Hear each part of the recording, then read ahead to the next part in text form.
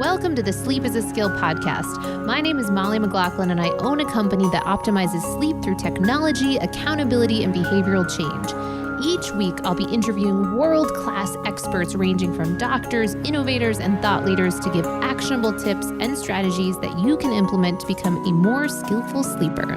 Let's jump into your dose of practical sleep training.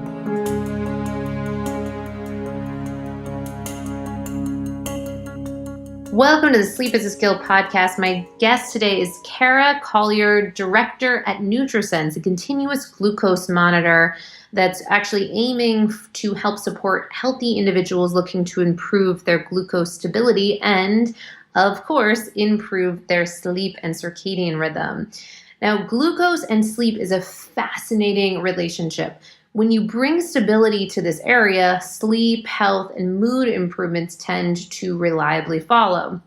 And until recently, most people wearing continuous glucose monitors were pre-diabetic, diabetic, or maybe just a fringe group of extreme biohackers who had, finagled prescription from their doctor.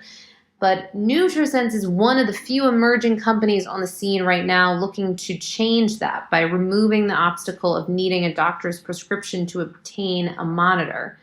Most people don't know that glucose runs on a circadian rhythm, meaning when you eat actually matters, and in this conversation can play a role in your sleep results. So just one night of acute sleep deprivation can lead to a spike in glucose. Not only that, glucose reliably tends to rise when you're stressed or even when women are in their luteal phase. So get ready to learn more about the quite enthralling world of glucose and sleep. Now, a little bit about our guest. Kara is the director of nutrition at Nutrisense, a company that uses continuous glucose monitors to personalize nutrition. She and her team of dietitians interpret complex glucose data sets in order to make lasting lifestyle changes, reverse metabolic dysfunction, and prevent chronic conditions. She's a registered dietitian, nutritionist, and certified nutrition support clinician with a background in clinical nutrition, nutrition technology, and entrepreneurship. All right. Welcome to the Sleep is a Skill podcast. I am so grateful that you're able to take the time to be here. I'm so excited to be here, Molly. Thanks for having me. Oh, yes. No, I'm really very curious on this topic.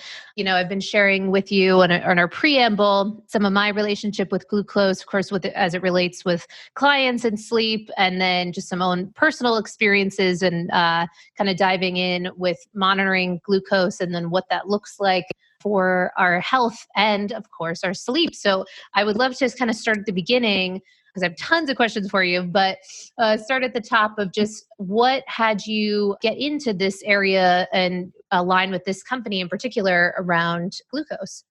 Yeah, so I am a registered dietitian, and I started my career in a very traditional setting in the hospital in a clinical role. So I was mostly working in ICUs and cardiac floors, dealing with very sick people. So I did that for a few years and basically became very, very frustrated with the whole hospital experience. I was seeing people way too late in their health journeys. So, at this point, they're having severe complications from diabetes or heart disease, all of these lifestyle related conditions. And it is so much harder to reverse all that damage. And they've had disease or underlying problems for 40, 50 years than it is to prevent it or treating it early, which you never see in the hospitals. So I became very frustrated with that. And there was a lack of motivation for behavior change because people have habits that are just built upon for years and years.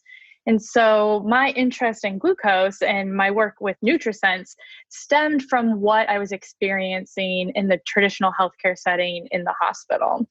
So I helped start Nutrisense, and I am the director of nutrition there. And the reason that I really wanted to focus on glucose, particularly continuous glucose monitors, which is the technology we use at Nutrisense, is because the CGMs make this combination of a very meaningful metric, which is glucose. It tells us about metabolic health. I'm sure we'll dive all into that.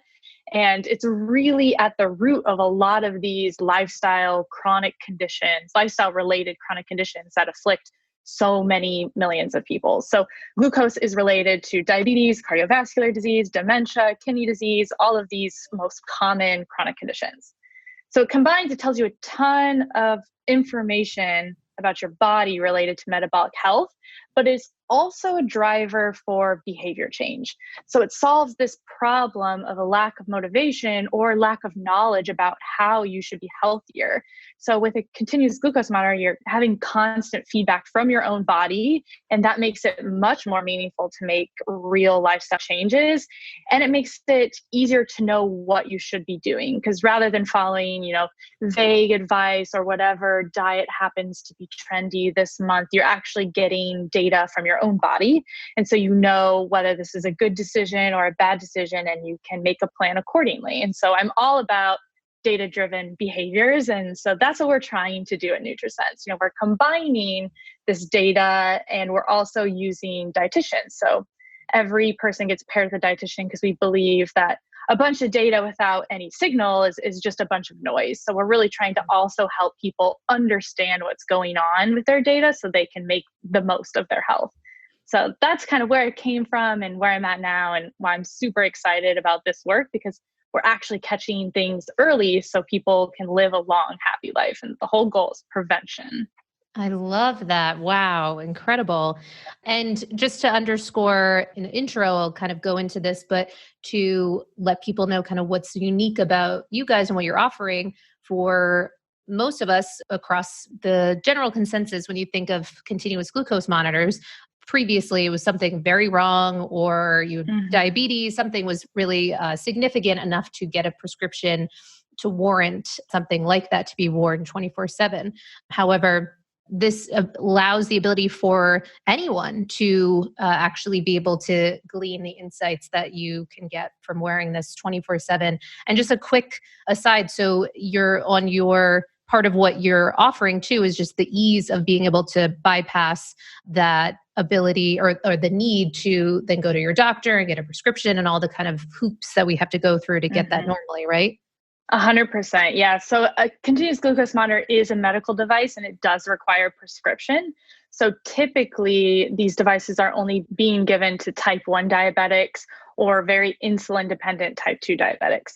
Only about 30% of type 2 diabetics even use a CGM. So it's not even widespread for that population. And it's about 0.001% of non-diabetics are using a CGM. And so if you go to your doctor and you ask for a prescription for this, and you're doing it for the hopes of preventative health or personalized nutrition, there's a very strong likelihood that they will not write that prescription for you, which I find very unfortunate. And so that is why we are doing this. We're trying to remove that barrier to entry, try to help people get this device and learn about their bodies. Yeah. So helping to bypass that, because it's not easy, unfortunately. Many physicians aren't taught about nutrition or taught about the importance of preventative health. They're used to thinking about treatment-based health, which is, traditional healthcare system is you come in with a problem and you treat it. It's not very focused on prevention. So it is hard to get these types of devices and these types of information. So that's what we're trying to help people with. Yeah, I mean, it's just a fascinating insight into what's going on, the cause and effect of the relationship with what we put in our mouth and then what happens as a result, but also a number of other things beyond even just food, which is super fascinating. But for the sake of the target of this conversation, I would love to hear more information from you about glucose and sleep. How are those two things connected, and what can we kind of glean from monitoring this area as it relates to improving and optimizing our sleep? Yes, absolutely. So I always tell everybody that starts in our program that there's 4 pillars to good glucose control, and all of them are equally important. And it's, food, exercise, stress, and sleep. So sleep is just as important as what we're putting in our body. Yeah. So sleep and glucose works in a bidirectional relationship. So on the one hand, if you have poor sleep, inadequate sleep, that's going to greatly affect your glucose levels the next day. And in the other direction, if we're going to bed with high glucose levels, it's going to affect our quality of sleep. So I can dive into each of those relationships. Yeah. Yeah. I love that. Yeah. So the first is that, poor sleep affects our glucose levels the next day. This is seen over and over around the board. So poor sleep is a form of chronic stress, right? So I'm sure your audience is very aware that sleep is this essential time for restoration and repair at the cellular level. And in addition to, our normal sleep-wake cycles, circadian rhythms also regulate our hormones that affect metabolism, like insulin and glucose and leptin, things that affect our appetite. So when our circadian rhythms are out of sync, our body's metabolic health also gets out of sync. And so there's two different aspects to this. The first is, if you're having sleep fragmentation, is if, that deep sleep, that slow wave sleep, if you're not achieving that deep sleep, then you're going to have higher glucose values the next day. So there's a lot of research about this of if you're getting 8 hours of sleep, but it's disrupted, poor sleep, on average, people have about 25% higher glucose values the next day. So it's pretty significant. It both decreases our insulin sensitivity and it increases our endogenous glucose, the glucose we're making from our own body. So that's one aspect. And then the other aspect is just sleep insufficiency, right? So not getting however many hours of sleep you personally need. So most people probably about 8 hours, but if you're getting around 4 or 6, glucose values again between 25 to 40% higher the next day. And we have about 25% decreased insulin sensitivity. And that's pretty significant. So that's on an acute level. It's much easier to do research and study acute sleep deprivation, right? Yeah. It's harder to study chronic sleep deprivation. So there's not as many human research trials on the effect of chronic sleep deprivation on glucose, but there's plenty of associational data on this. So it's pretty clear, as you can imagine, if acute sleep deprivation has that sort of effect, that chronic sleep deprivation is only going to worsen that. So there's very strong correlations between metabolic syndrome, diabetes, insulin resistance, and poor sleep. So fascinating. And then, with that, could you speak a little bit, because I know you know this so in and out, of kind of the vicious cycle that then can get created when, say, for instance, we happen to go through a period of either, like you said, chronic sleep deprivation. Unfortunately, to your point, we don't have as many studies around that, but so either going through a period of that and or a really acute situation of sleep deprivation. And then the next day we wake up and now our glucose is more unstable than normal. What can kind of happen to create the snowball effect so that we get into some bad habits from that point on? Yeah, absolutely. So unfortunately, we have this compounding effect with the poor sleep where our glucose values are higher and our insulin is lower. So insulin sensitivity is lower. So then, if we're tired and we reach for a bag of chips or something that's maybe would normally have an impact on our glucose values, it's going to be even worse than normal because we're already having these high glucose levels and we don't have the insulin system to process it as well. And unfortunately, we also know that poor sleep also increases hunger, cravings. Yes. People tend to just eat more. It lowers our leptin and it raises our ghrelin, which are the two hormones, the yin and yang of our appetite regulating hormones, right? Right. So leptin is like our satiety hormone. So this helps us feel satisfied after meals. This decreases with poor sleep. And then ghrelin, which is, our hunger hormone, the opposite end of the spectrum, that increases when we get poor sleep. So that is a recipe for danger. That's increased hunger and carb cravings in a state where we're going to have a higher glucose response to food in the first place. So that can be quite a vicious cycle. I think the first step in dealing with this, besides just getting better sleep, is acknowledging that this is existing. If I'm having more cravings or cravings for foods I know aren't good for me, it's because I'm tired. It's not because I need that food, right? So it's first about acknowledging it so you can try to compensate and not reach for those chips when you're feeling tired and hungry and crabby. But it's difficult. Those hormones have a very real effect on our brain and our choices. So we're fighting our biology in this stance. Yeah. Oh my goodness. Such a very important point. And I love what you said that it really becomes first about the acknowledgement and the understanding of that, which I think is so elegantly demonstrated with your product because it allows for anyone to be able to see so clearly in black and white kind of what's going on and then choose accordingly. Really, really great. And then a couple questions I have around that as it relates to sleep is then some people that I'll work with will go to, but if I have carbs at night, then I'll just pass out. I'm able to, that helps me to put me to sleep. What have you noticed about that for trends with people and how that could potentially Mhm. maybe backfire or the strategy might be not so solid? Yeah, I would say with glucose, we have a very large range of just Yes. variability between people. So, how I respond to a certain food is not going to be the same as how you respond to a food. And so we have all this intervariability, but also there's a few universal truths, right? And what I see again across the board with almost everyone is that we do not tolerate food, especially carbohydrates, later at night. We are Mm, naturally less insulin sensitive at night. Our insulin works on that circadian rhythm, just like, melatonin and our other hormones. And so we are less insulin sensitive at night. And so somebody will eat the same exact meal. Maybe you have rice and beef, and you could eat that at noon and maybe have a glucose increase of 40 points. And you could eat that at 9 p.m. and your glucose will likely be 60, 70 points higher. It's across the board. Everybody has a higher glucose response to meals at night. So it's one thing I'm telling everybody is that eat within your circadian rhythm. A good rule of thumb is eat during daylight hours and try to avoid eating when it's dark out. Give yourself at yeah. least 3 hours between bed and your last bite of food. And it may feel like, if you have carbs right before bed, you pass out, but it's a very similar situation as if you maybe have like a nightcap or alcohol Hmm. right before bed. Yeah.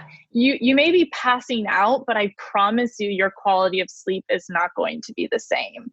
And so that's sort of the other direction of the glucose and sleep relationship, right? So high glucose levels going into sleep, it alters our sleep quality. So we may fall asleep faster, but it triggers our nervous system to be more on alert, which causes an increase in cortisol and adrenaline, and we just don't sleep as well. We don't get into those really high quality sleep patterns. And so it's something I really urge against doing. I would not recommend for probably anybody to be consuming a lot of carbohydrates right before bed. Just like I wouldn't recommend consuming alcohol right before bed. It's Right. gonna make your sleep take a hit pretty much across the board. So wise. Yeah, absolutely. And thanks too for underscoring the very individualistic elements of this that each person is going to respond really differently to different things that we'll be testing for. So that's why it's so powerful to see individually with the system that you guys have with the Nutrisense and the continuous glucose monitoring going straight to your phone to be able to check in regularly and not be, kind of reliant that, oh, my results are going to be the same as the Instagram account I follow that Yeah. shows me that, or the friend that's doing it too, or whatever. Yep. Yeah, big deal there. And then my other question too is around wake up. So a lot of my clients might, have be okay with the sleep latency part of things and fall asleep fine, but then they're waking up multiple times throughout the night. Now, of course, that can be related to many different Mhm. things, but I'm wondering if you could share about how any of that might be related or linked with glucose. Yes, definitely. So I have a lot of people that come to me because they are waking up in the middle of the night and they're thinking they're getting like nocturnal hypoglycemia. And that's actually very uncommon. I see that very rarely. And what's Yeah. usually happening is the opposite. They're having these high glucose levels while they sleep. And that's waking them up because their nervous system is on alert, like I said. So they're not getting into those deeper levels of sleep. So the hypoglycemia I see every once in a while if somebody's drinking a lot before bed because that just Mm, alters our liver's regulation of glucose and insulin. So when we're in a fasted state, our liver is taking control of our glucose regulation. It's balancing insulin and glucagon to make sure that glucose levels are at an appropriate range. But when we have a lot of alcohol in our system, the liver is like, I'm prioritizing detoxing this alcohol because it's a toxin right now. Right. And so it's like, I'll deal with the glucose later. And so we'll sometimes see these hypoglycemic dips in the middle of the night after a lot of drinking, especially if drinking is more of a chronic pattern. But usually it's the opposite, these high glucose levels during sleep. And what happens a lot of the times when you have these larger meals at night, or you consume, these kind of refined, easy to digest carbohydrates later in the evening, because our insulin sensitivity is lower, that spike might happen 3 or 4 hours after you've eaten. So it might already be when you've fallen asleep, and that's when your glucose is starting to rise, because everything is just kind of delayed at that time. Your body is not primed to be processing this nutrient load at midnight. And so everything gets a little delayed, and then your body is working on processing this while you're sleeping. And that is not a recipe for great sleep. So that's usually what I'm seeing when people are actually thinking it's hypoglycemia. So great. Yeah. Thank you for clarifying that. So I loved how you mentioned that people will often come to you complaining of their wake ups or difficulty with their sleep.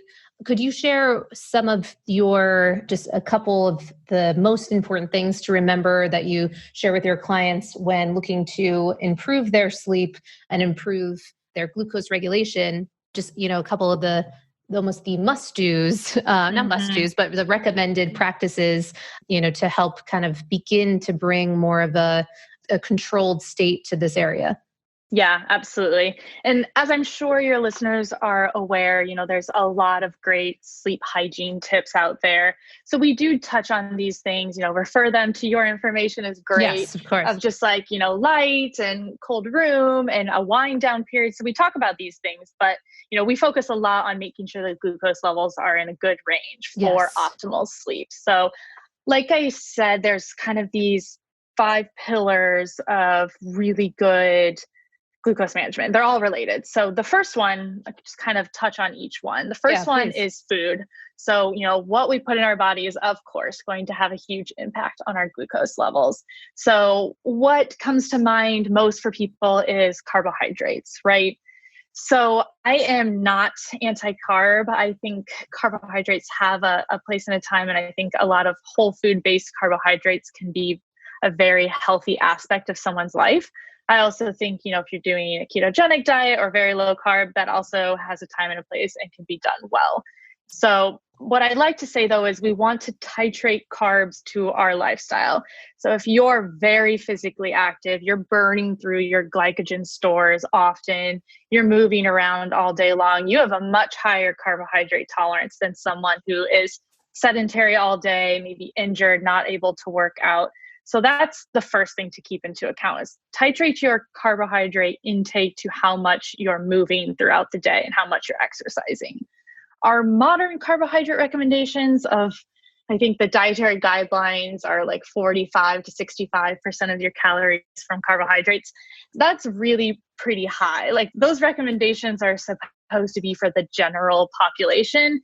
And I have seen very few people who can eat that many 65% of their calories from carbohydrates and have good glycemic control. So going off of the traditional nutrition recommendations, I would maybe be a little wary of, unless you're like a professional athlete, we probably need to dial down total carbohydrates a little bit. So that's the caveat I will make is that, focus on what works for you, but 65% of your calories from carbs is probably not going to work for anybody.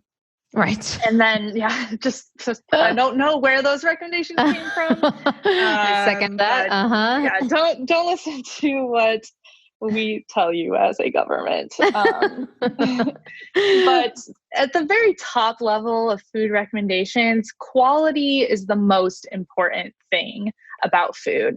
So as close as you can get to whole foods, the better off you're going to be.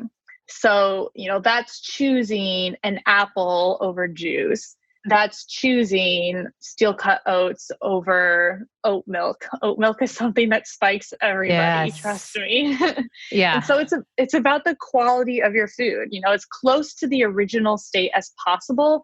And I promise you it's going to solve 80% of food problems. One general sweeping rule, that is what I would say. And really be wary of those refined carbohydrates, processed foods, added sugar. Sugar gets added to everything these days. So just be very vigilant about reading ingredients labels. If the food you're eating has an ingredient label, look at that over anything and try to decipher what has been added to it. But the least processed, the better. Oh, yeah. So Very that's sort wise. of, my golden rule for food. And so then if we're going to the next pillar, it's sort of related to food, but this is like fasting and meal timing. So if Thank nutrition you. is the what of, what we're eating, then fasting meal timing is all about the when we're eating. So a big one that I always touch on this is what we already said, those earlier dinners, trying to align your eating with your circadian rhythm. And then the other big aspect of this is just kind of avoiding that grazing like type of eating. So those a bite here, a bite there every 30 minutes to an hour, then our body is constantly in this fed state. And we want it to sometimes be in a fasted state, right? Right. So as a good rule of thumb, 14 hours of fasting in a day works for most everybody. I've seen very few people respond poorly to that. Maybe we would do less fasting if you're recovering from an eating disorder, if you're pregnant or breastfeeding, but that's a very small percentage of the population. And for most people, at least 14 hours of fasting a day is going to be a good thing. And sometimes more. If you're insulin resistant or metabolically inflexible, fasting is something we're really going to pull on as a lever to help improve your glucose values. Also depends on, where you're at in the metabolic spectrum of health. Wow, really interesting. I love that. And at Sleep is a Skill, we'll often point to, it sounds like we're, very, very aligned. We'll point to circadian rhythm, intermittent fasting. And then for some who want to even experiment a little bit more, further early time restricted feeding. So kind of the flip flop of the skipping breakfast, only having lunch and dinner, instead kind of the flip of that. So you're having breakfast and then kind of almost a dinner, like a lunch dinner, Yeah. one of those. Absolutely. I love that you recommend that because that's something we're pushing a lot. It's easier, Great. I think, for people to fast until the evening and have one Yeah. big meal because it's easier once you start eating in the Social beginning of the day and Uh-huh. social. And I understand that those aspects are hard and our schedules throw a challenge in this. But if possible, I recommend the same thing, that earlier eating window. It's going to help our sleep. It's going to help our glucose values. And that's really what the body is designed to do. So we're just eating more in line with our biology that way. So I definitely recommend the same thing. So interesting. And that's one thing in recent times where we're still, some of us are still in lockdown here, Yes. but a lot of terrible things came out of COVID-19 and lockdown, but a lot of people got this opportunity for the first time in their lives to work from home and be in charge of their own eating schedule. And I got to see a lot of people be able to, for the first time ever, experiment with their eating schedule and eat these earlier meals and shift their time restricted eating window. And I think that's been a really awesome thing that I've gotten to experience, at least out of all this. So silver lining. Oh, I love that. No, it's such a great perspective. And actually, as we speak to COVID and the lockdown, I was wondering if you've seen changes for people in alcohol consumption, and if we can just touch on what alcohol does for glucose and the types of spikes, and if there's any way to gamify the types of alcohol we use, because I'll always get questions about, is there anything we can do to still maintain? Because pretty much, as we know around sleep, it's just like, it's one of the easiest things to trash your sleep, unfortunately. Yeah. And so if I keep getting questions around it, I'll say, okay, well, if you must, then moving it earlier in the day, kind of more of a a boozy brunch or a happy hour. But daytime drinking is going to be way better. Yeah. It's very Might not be strange great rationale. for your daily productivity, but it's much better for your sleep and your glucose value. So. And your glucose value. Yeah. So I'm wondering if you could share just one, just a primer on what alcohol does to glucose. And two, is there any sort of scale or spectrum of types of alcohol or strategy, if at all, just a little into that? Definitely. So alcohol can affect our glucose in a variety of ways, really depending on the type of alcohol. If I have one recommendation of don't ever do this, it would be to combine, liquid sugar with alcohol. That is just the worst thing you could probably put your liver through. Like it's probably high fructose corn syrup plus alcohol. And that's torture to your body. So if anything, avoid sugary cocktails. That's like, please try to not do that. But the type of alcohol will have a variety of effects. So sugary cocktails and, heavier beers will likely lead to an immediate increase in glucose just because they're higher in carbohydrates. But often liquor and dry wines will have no immediate effect on glucose. And sometimes they can even slightly lower glucose values, like I was saying. Yeah.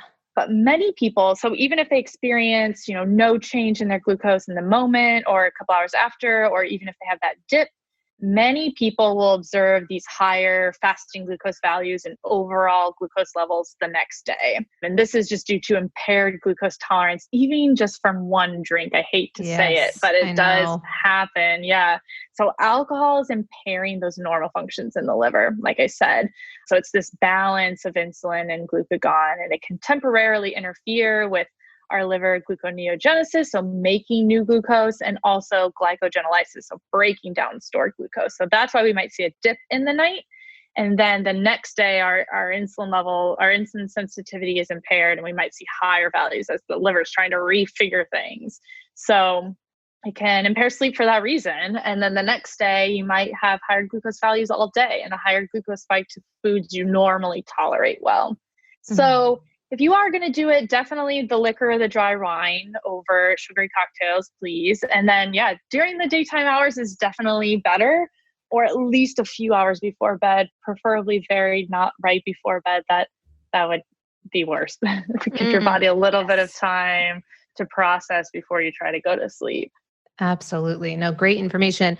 And I was also wondering I know this question's a little more subjective. So if you guys aren't kind of pulling for some of this information, that's fine. I was just wondering, so many people that are having difficulty sleeping often are exhibiting, signs of kind of hyper-aroused brain state at night, but also throughout the day, kind of more anxious, kind of just rumination patterns.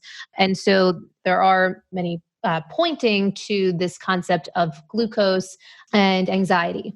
So I'm just wondering if you've been able, even on a subjective in speaking with your clients, if you've noticed as they begin to stabilize, if there are those reports of less anxiety or more mood stabilization, emotional regulation, or if you're not tracking for that. Yeah. So it's definitely anecdotally, we're not tracking in hard data, but 100%. And interestingly, I'll have a lot of people who come to me thinking they're having this reactive hypoglycemia. They think they're having these dips, and that's brain fog and anxiety and heart palpitations, but really it's the opposite. They're feeling high glucose values, and it's making them feel anxious, and it's making them feel stressed. And then when we can kind of regulate that with some diet alterations, they feel much better, like, as our bodies are wanting to feel. And so that's the thing I see often, maybe tangentially related to that. But stress and glucose are also very, very tightly linked. So, in a normal stress response, our cortisol is increased, which causes our glucose to increase. So that's a normal stress response because our body wants energy to deal with a stressor at hand. But often our stressors don't actually require extra energy. We're no longer running away from a tiger or dealing with, a work problem. And so chronic stress is this constantly elevated glucose. So probably the most common cause of elevated fasting glucose levels is because of chronic stress. So stress is something that we're talking about all of the time. It's a huge problem, as I'm sure you're aware with your clients too. It's probably very related. And that's why I just think something like this can be so empowering for people, because once you see it in black and white, kind of this clear biofeedback throughout the day, every day for multiple days or months, or, however long you choose to dive in on this, to then see that then your mood is so closely linked to your physicality and Right. your physiology. It's just fascinating. And then it really can be so empowering to see, okay, I really am in the driver's seat on this topic. And there's so many things that I can do to impact this and my emotional state. So it's 100%. really, Yeah. A lot of people will be able to say that, they're enhancing their mind body connection when you can see with data what's happening inside your body. It's so much easier to identify, like, oh, this is what high glucose values look like. This is what it looks like when I'm dipping low. And so you really enhance that connection, and it helps to reinforce behavior, like you said. So things normally like our mood or stress levels are so hard to quantify that it yeah. can feel overwhelming. And so being able to see it with the data, when you see you're in a super stressful moment and your glucose is climbing, it is a good reinforcement of, okay, I need to do some deep breathing. I need to calm down because I can see my body responding. It's so much easier than if you don't have any sort of biofeedback. So it's a very useful tool. So true. Okay. So, kind of along that same line of this stress management, what about caffeine? What do you tend to see for that? And I know it's obviously very individual based on the person, but are there certain things that you do see overall that kind of apply to most? Caffeine has been such an interesting thing because I would say it's probably a 50-50 split. Of Mm, some people will see no change in glucose at all. They're not seeing any subjective change like in their feelings. And then for other people, it initiates a small glucose increase. And okay. so for those people, we're seeing that almost as a small stress response, increased cortisol and adrenaline. I think it depends on the person. Yeah. And it's easier to identify this, of course, when you have the data to back it up rather than Yeah. trying to figure it out in your head. But it tends to be very unique to the individual. So there's not a clear answer, Hmm. unfortunately, for the No. general population, but it's a split on how somebody might respond. Well, I think it just further speaks to how unique we, all these different sets of variables that we're each Mhm. bringing into the conversation. Why something like this, even if someone did just like a month looking at this, I mean, Absolutely. the difference that could be gleaned, or the understanding that could be gleaned by doing something like this, is just really, really fascinating. And then on the topic of women, I'm still staying on that kind of stress Mhm. topic, and I'm wondering at different points throughout our cycle for women of kind of childbearing years, and of course, then moving into perimenopause, menopause. Have you been able to see different clear kind of variables, or is it still something you Oh, guys are? yeah. Okay, yeah, No, go. 100%. Yeah. Yeah. So, and that's something that we try to talk to all, women who are not menopausal about, is just these changes in our body during our menstrual cycle. So, during the luteal phase specifically is when most women tend to have higher glucose values just at baseline. So, this is when progesterone peaks and estrogen is lower. It's, the week 3 or 4 between ovulation and menstruation. And it's also, unfortunately, when we're usually having like mood swings and cravings. Right. And bloating, but we're also have higher glucose values at this time and decreased insulin sensitivity. So making women aware of this change, and we encourage women to track their menstrual cycle within the app so you can Mm, compare week great by week point. what's happening with your glucose. We have analytics where it can tell you your average and help kind of aggregate that data, because it can be hard to maybe understand the trends on such a macro level if you're looking at it as week by week for months. But most women do experience these higher glucose values during the luteal phase specifically. So it might be a time where you want to dial back a little bit on carbs. I personally am very sensitive to this effect. Some women Yeah. barely see a change, and I see a much higher just baseline glucose values during this. So I try to dial back my carbohydrates. I try to be extra careful about eating within, that window, all the normal factors, but I'm just more careful about it. And I think it's important for that awareness so that Hmm. people can then, make their own decisions based on that. But we need to know that these changes are very real and happening for most people. So wise. So, I mean, you must, just from a data perspective, must just be collecting such a really interesting set of information on all these women and how their exercise at certain times of the month are impacting their glucose and some of their baselines and things to be wary of. And they can really kind of plan in a way that's so mindful that can help support the functioning of their body in a way that not many people have such are privy to that level of information. Right, absolutely. Yeah, we are probably, one of the first people to be measuring all of this data in non-diabetics. So when we Yeah. were starting the company and diving into all the research, there's so little research about continuous glucose data for non-diabetics. It's Yes. slim. And so a lot of it in the beginning was trying to figure out what's normal, what's not normal. And now that, we've seen thousands of people Yeah. at this point, it's very clear what's normal, what's not normal. But most people have probably, never seen as much glucose data on a non-diabetic as I would have seen. I would probably Yeah. bet. And if somebody is listening and they think they have, please reach out. I would love to chat about it. But it would be Yes, you very guys could have your own small support yeah. group of like three But I people. haven't found really very many Yeah, other people probably no one. in my circle. Yeah. Oh, it's fascinating.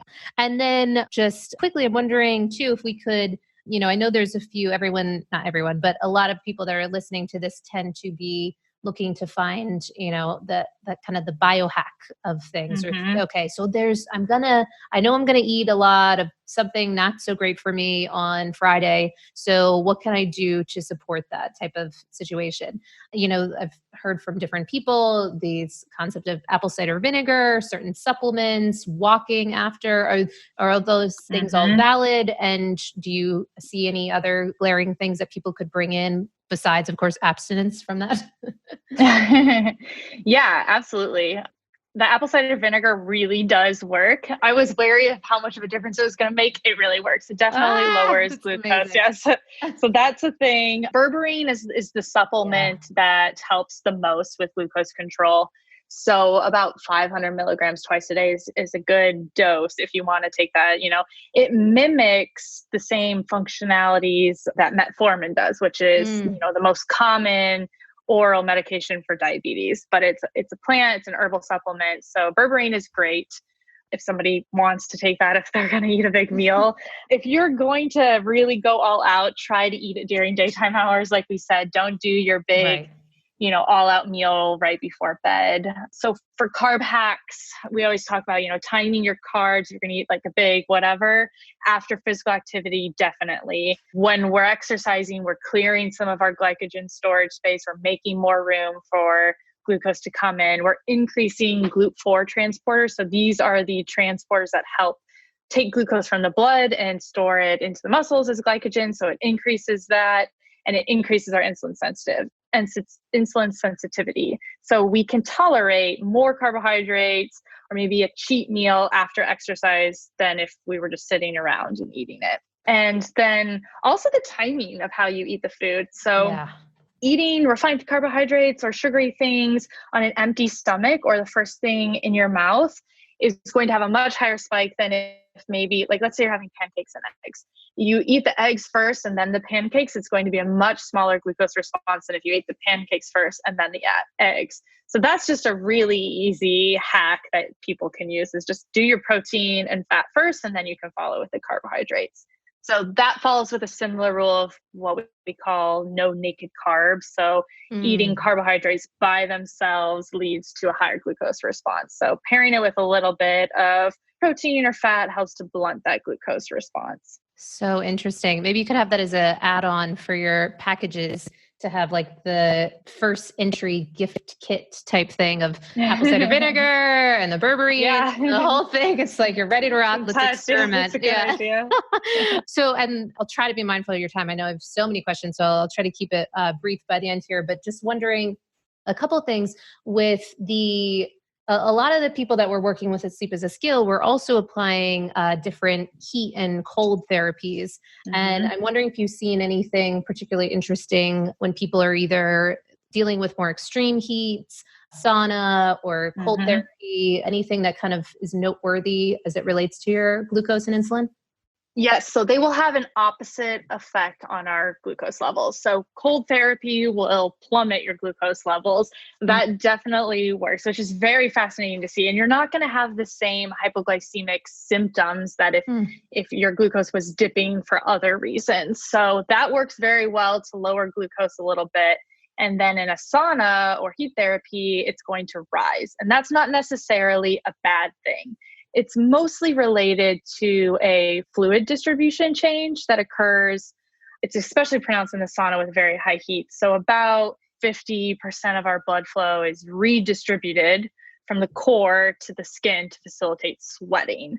And then that heat also increases our plasma volume to mitigate the decrease in core blood volume. So all of this basically translates to higher glucose values in the moment. And our glucose is also very sensitive to dehydration.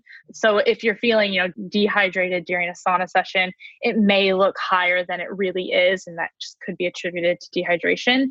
But there's a lot of research linking sauna use to lower fasting glucose values overall.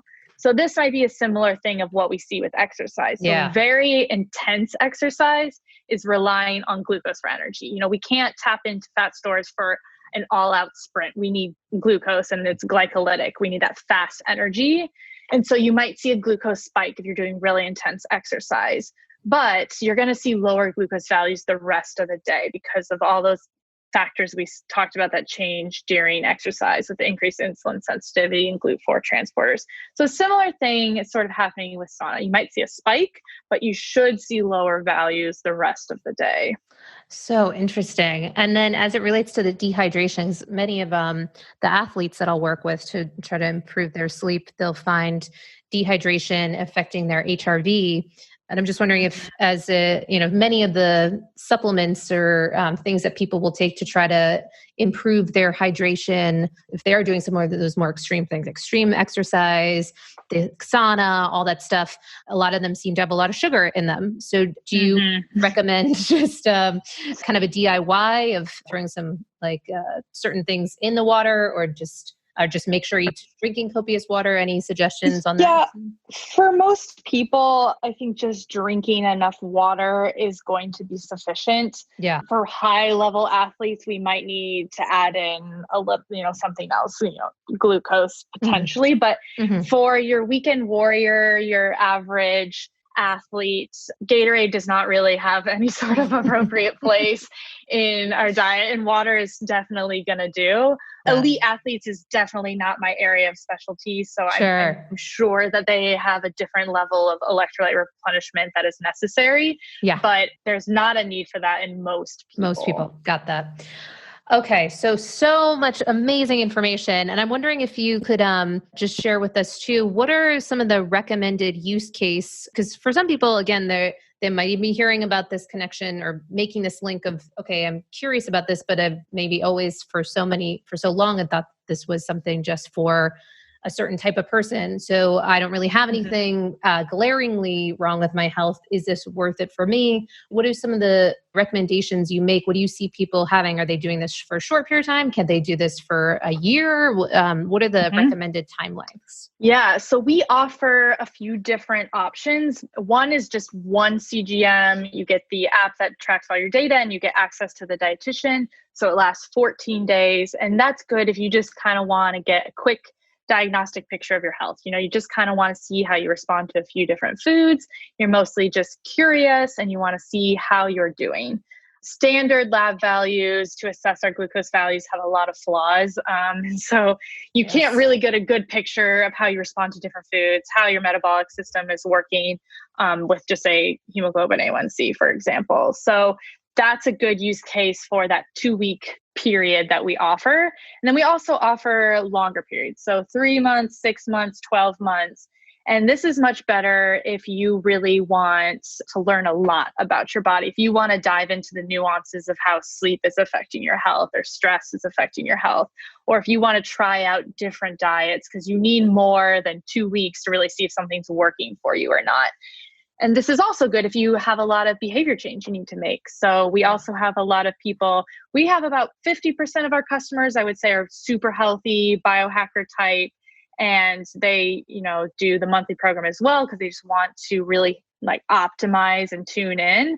And then about 50% of our customers are maybe pre-diabetic, overweight, insulin resistant, menopausal, having some sort of, red flag, but not a major health issue that they need to work on. And it's really about preventative health and catching that stuff before it becomes diabetes, right? So you need more time to really develop a good lifestyle routine for yourself and have that accountability from the real-time data to drive true behavior change.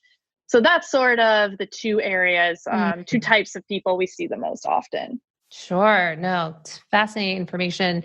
We'll leave in the show notes too some info on different signups so you can get a little bit of a discount off on whatever, if you are someone that's deciding, okay, let me dip into this, let me try, or go all the way and get a, part of the 3-month, 6-month type of package and really test a few things. I've had a few clients that have been curious as they've been attempting to transition into, say, like keto and want to really get a more fine tune on kind of what's working, what's not working, and seeing how that's impacting their sleep, or paleo, any of these different types of dietary choices, and to really get up under that and see what is working, what's not working on a more granular state. And of course, in the area of sleep, it's just like it's so continuously fascinating how much of this rhythmic element is involved. To your point around the circadian rhythm, we're always talking about that at Sleep is a Skill, and just to see how pervasive it is in the functionality of our body in this level. And then so many people that have difficulties with hormones and the hormone dysregulation that's impacting their sleep can very much be found in this area of the timing of our foods, the type of our foods. So just such a fascinating thing. So where can people learn more about you and follow kind of what you guys are up to? Yeah, so you would sign up for the program or learn more about it at nutrisense.io. And then you can follow us on Instagram at nutrisense.io. We're always posting, research or things we're learning, things we're talking about. So pretty active there. And then, me personally, you can follow me on Twitter is where I'm most active, Kara Collier 1. So always talking about something that's happening in the world of glucose and metabolism. So awesome. I love that. Well, I love what you guys are up to, what you're creating, and the difference you're making in the world as it relates to this all-pervasive issue, and certainly how this all impacts sleep. So I just really appreciate you coming on and sharing all of your amazing wisdom, particularly since, like you said, you're pretty much a subset of one, of the amount of people that actually have this sort of data on largely healthy or relatively healthy individuals. So this has really been a fascinating conversation. Absolutely. It was super fun. Thanks, Molly. Thank you. You've been listening to the Sleep is a Skill podcast, the #1 podcast for people who want to take their sleep skills to the next level. Every Monday, I send out something that I call Molly's Monday Obsessions, containing everything that I'm obsessing over in the world of sleep. Head on over to sleepisaskill.com to sign up.